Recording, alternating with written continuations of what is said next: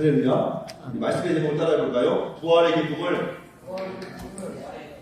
한 목소리로 부활의 기쁨을 전하고 찬양하라. 다시 한번 부활의 기쁨을 전하고 찬양하라. 아멘입니까? 왜 부활이 우리에게 기쁨이 될까요? 왜 우리에게 부활의 능력이 기쁨이 될까요? 예수님은 하나님이시지만 죄 많은 인간을 구원해 주시기 위해서 이 땅에 육신의 몸을 입고 오셨습니다. 지난 한 주간 고난주간 특별 새벽기도를 통해서 주님이 이 땅에서 우리를 위해서 행하신 그 십자가의 고난과 고통과 아픔이 얼마나 그가 무도한 것이었는지, 인간이 하나님 앞에 어떤 악행을 저지른 것인지를 다시 한번 말씀을 통해서 차차히 묵상하면서 어떻게 이렇게 할 수 있을까? 어떻게 얼마나 우리를 사랑하셨길래 자기의 목숨을 십자가는 그냥 십자가가 아니고, 오늘날은 우리 십자가를 악세사리로 달고 있잖아. 당시에는 가장 극악무도한 죄인을 십자가에 못 박았어. 그래서 만인들이 보는 앞에 산 꼭대기에 십자가에 매달게 해놓고 천천히 죽어가고, 그래서 그 죄악을 반역을 꾀하고 강도하고 살인을 저지른 도적질한 그 사람들이, 극악무도한 죄인들이 죽어가는 모습을 통해서 일벌백계, 다시는 이런 죄를 짓지 말라고 만인에게 공포하는 거나 마찬가지였어요. 그런데 그 십자가의 십자가형은 그냥 고통스럽게 죽이게 하기 위한 것이 목적이에요. 우리 고문을 하거나 신문을 할 때 목적이 있죠. 자백을 받아내거나, 그죠? 뭔가 정보를 캐내기 위해서 신문을 합니다. 근데 이 십자가형은 그냥 단순히 정보를 캐내는 정도가 아니에요. 그냥 고통스럽게 죽이게 하는 것이 목적이었어요. 예수님이 십자가의 고난을 당하시고, 우리 사복음서를 찬찬히 주님의 고난을 묵상해 보면 몽둥이로 후려침을 당하고, 또 주먹으로 침을 당하고, 또 뺨을 당하고, 또 침뱉음을 당하고, 왕의 의복인 자주색 옷을 입히면서 유대인의 왕이여 조롱하듯 경배하고, 네가 왕이면 너를 구원해보라. 심지어 예수님과 함께 다녔던 양평 강도 역시도 예수님을 향하여 저주하고 예수님을 향하여 욕을 했죠. 그리고 십자가에 죽으셨습니다. 그 제자들의 입장을 한번 생각해봤어요. 우리 이 시간 제자들이 한번 해볼까요? 내가 그렇게 3년 동안 따라다니고 지사와 이적과 표적을 나타내 보였던 그 예수님이 이제 당신의 나라 로마 압제를 무너뜨리고 유대의 제국을 우뚝 세울 줄 알아서, 우뚝 세우면 예수님을 따르고 예수님을 추종했던 제자들은 어떻게 되는 거예요? 좌청령 무백호, 좌의정 우의정이 되고, 올라가는 국무총리와 장관이 되고, 각 당의 대표가 될 수 있는 놀라운 영향력을 행사하게 되는 꿈과 야망을 꾸고 있는데, 그 주님이 나는 십자가에서 죽고 3일 만에 부활할 것이다 끊임없이 말할 때에 제자들은 뭐라고 했어요? 당신의 나라가 있기니까, 주님의 나라가 임할 때 나는 우편 좌편 해결해 주십시오. 그러니까 하나님과 주님과 동상이몽을 하고 전혀 다른 생각과 꿈을 갖고 있는 거예요. 그런데 그 예수님이 그렇게 믿었던 능력이 많으신 죽은 나사로를 살리시고, 안전병이 일으키시고, 소경을 보게 하시고, 벙어리 말하게 하시고, 38년 된 중풍병자를 일으키시던 그 주님께서 십자가에 아무 힘없이 죽어가는 모습을 제자들이 목격합니다.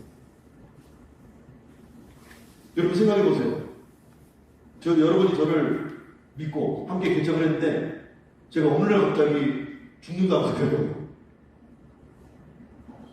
그 정도의 수준이 아니라 만왕의 왕이신 하나님께서, 그 아들 예수님께서 그렇게 따라다니는 제자들을 남기고 십자가에 못 박히고 죽은 거예요. 주님이 생전에 무슨 말을 했는지는 기억도 안 나요. 제자들의 마음이 얼마나 두려웠을까요? 그래서 어디로 갑니까? 다락방에 모여서 숨어 지내요. 예수님을 죽인 그 유대 지도자들이 우리도 죽일까 두려워서 벌벌 떨고, 나는 예수님도 죽었는데 이제 내 사명을 다했으니 집에 나가서 물고기나 잡으러 가야겠다. 그리고 고향으로 엠마오로 향하는 제자들이 있습니다. 그렇게 두려움에 벌벌 떠는 제자들에게 한가닥 희망의 소식이 들려옵니다. 놀라운 소식이었어요. 두려움에 벌벌 떠는 제자들에게 마리아와 다른 마리아, 살로메라고 하는 이 자매들이 무덤에 향품을 가지고 예수님의 시체를 향품으로 갖고 예수님의 장례를 잘 치르기 위해서 무덤에 갔는데 무덤은 열려요. 천사를 통해서 주님이 부활하셨다. 예수님이 부활하셨다. 그 소식을 전해드립니다. 믿어지지가 않는 거죠. 그 말을 듣고도 믿어지지 않으니까 올 때 예수님의 친히 만나셔서 내가 너희들이 보는 것과 같이 살아야겠다. 친히 나타나서 보여주시고 그 믿음의 확신을 가지고 이 여인들이 누구에게 달려갑니까? 제자들에게 달려갑니다. 제자들에게 달려가서 예수님이 부활하셨다고, 예수님이 살아나셨다고, 무덤에 시체가 없다고, 천사가 나타나보니까 예수님이 부활하셨다고 말씀해 주십니다. 그것을 여인들이 제자들에게 알려줍니다. 그 소리를 듣고 베드로와 주님이 사랑하신 자 요한이었던 것 같아요. 베드로와 요한이 달려요. 그리고 무덤을 살펴봅니다. 여전히 시체가 없고 주님이 부활하셨다라고 또 다른 천사가 이야기해 줍니다. 이 부활의 소식은 단순히 죽은 사람이 일어났다, 죽은 나사로가 살아났다 이 의미가 아니에요.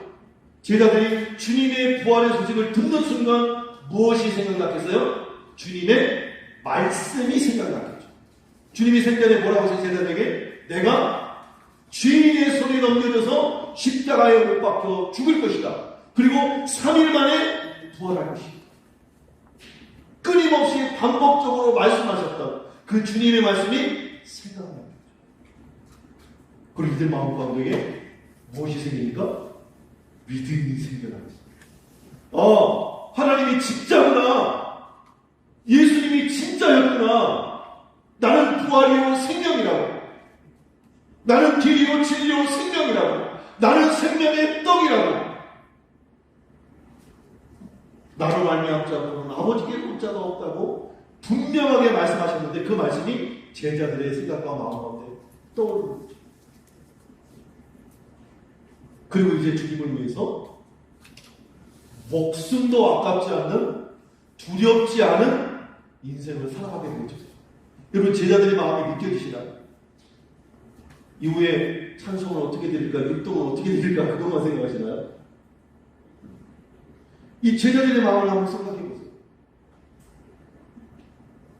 다 죽었고 다 망했고 다 부활의 소망이 끊어지고 좌절과 낭만과 하나님의 나라는 온데간데 없는 것처럼 보였는데 주님의 부활을 듣고 목격하고 경험하면서 주님의 때가 이때구나. 주님의 말씀하신 나라가 이 나라구나. 이제 주님의 부활로 시작될 영광스러운 하나님의 나라가 영원한 나라구나.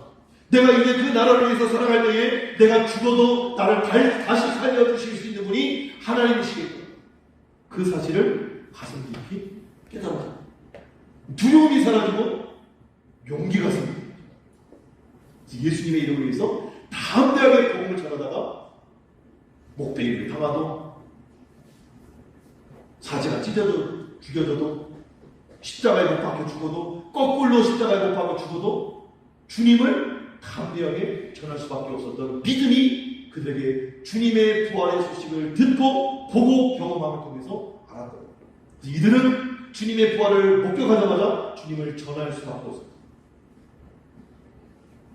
그리고 주님의 부활을 경험한 사람들은 성전에 주님이 말씀하신 대로 약속하신 하나님의 성령을 기다려요.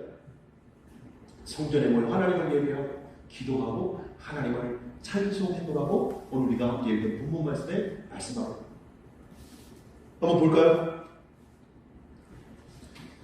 누가복음 성경에 있는 분들은 한번 누가복음 24장 4절 6절을 한번 4절 6절 시작. 이로 인하여 근심할 때 문득 찬란한 옷 입은 두 사람이 곁에 섰는지라.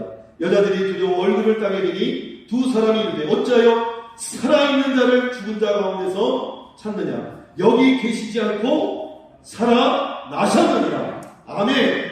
천사들이 먼저 이 부활의 소식을 증거해 줍니다. 이 소식을 들은 여인들이 어떻게 행동하느냐? 8절, 9절.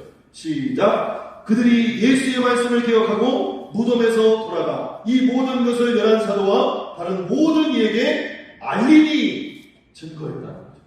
전했다는 거죠. 그리고 24절도 한번 읽어볼게요. 시작. 또 우리와 함께한 자 중에 두어 사람이 무덤에 가 과연 여자들이 말한 바와 같음을 보았으나 예수는 보지 못하였느니라 하거늘 그렇게 말했다는 거죠. 주님의 무덤에 갔는데 여자들의 말과 같이 예수님은 보이지 않고 무덤은 열려져 있고 예수님이 살아나실 것 같다. 그렇게 말하고 고백하는 거예요. 34절 읽어볼까요? 34절 시작. 말하기를 주께서 과연 살아나시고 시몬에게 보이셨다 하는지. 엠마오로 가던 두 제자에게 예수님이 나타나셔서 구약의 말씀으로부터 자신이 어떻게 죽고 부활할 것을 깨닫게 해주자 이들이 돌아와서 또다시 제자들에게 말씀하고 증언하고 있는 모습을 보게 되었습니다. 그러면서 주님이 그 말씀을 받아서 구운 생선 두 조각을 먹고 제자들에게 너희는 증인이다. 너희는 땅 끝까지 내 이름을 증거해야 할 증인이다라고 선포합니다. 우리 48절 읽어보겠습니다. 시작. 너희는 이 모든 일의 증인이다. 49절까지 볼지어다 내가 내 아버지께 약속하신 것을 너희에게 보내리니 너희는 위로부터 능력이 입혀질 때까지 이 성에 머물라 하십니다. 성령을 기다리라는 거죠. 그래서 약속하신 대로 주님이 축복하시며 하늘로 승천하시는 모습을 보면서 모인 제자들과 500여 형제들이 예수님께 경배하고 큰 기쁨으로 예루살렘에 돌아와 늘 성전에서 하나님을 찬송했다라고 성경은 기록하고 있습니다. 주님의 부활을 목격한 사람들이 한 게 뭐예요? 첫 번째, 부활의 소식을 전하고, 두 번째로 부활의 주님을 찬양하죠. 왜 따라하는 거? 엄지예요. 엄지. 자, 현우야, 엄지 한번 들어보세요. 자, 부활의 기쁨을 전하고, 두 번째, 찬양하라. 그래서 오늘 우리가 찬양을 준비한 거예요. 그냥 우리끼리 잔치하려고 한 게 아니라 성경 말씀에 부활을 목격한 사람들이 부활을 전하고 부활을 찬양하니까 우리도 함께 모여서 하나님께 경배하고 부활을 예배하고 부활을 전하고 부활을 찬양하는 줄 믿습니다. 그리고 오늘 스페셜 도시락을 먹고 나가서 계란을 전도를 할 거예요. 우리 수사님이 150개 계란을 포장해 주시고 또 우리 가정에도 100개를 또 준비했어요. 그래서 1층에 나가서 밥 먹고 우리 아이들과 함께 여기서 예배 드립니다라고 복음을 전할 거예요. 예수님이 부활하셨습니다. 소식을 전할 여러분도 전할 수 있기를 바랍니다. 여러분도 전할 수 있기를 바랍니다. 하나님 마음껏 찬양할 수 있기를 바랍니다. 그렇게 하나님을 찬양만 하나님 앞에 부활하신 주님 앞에 영광의 박수를 드리겠습니다.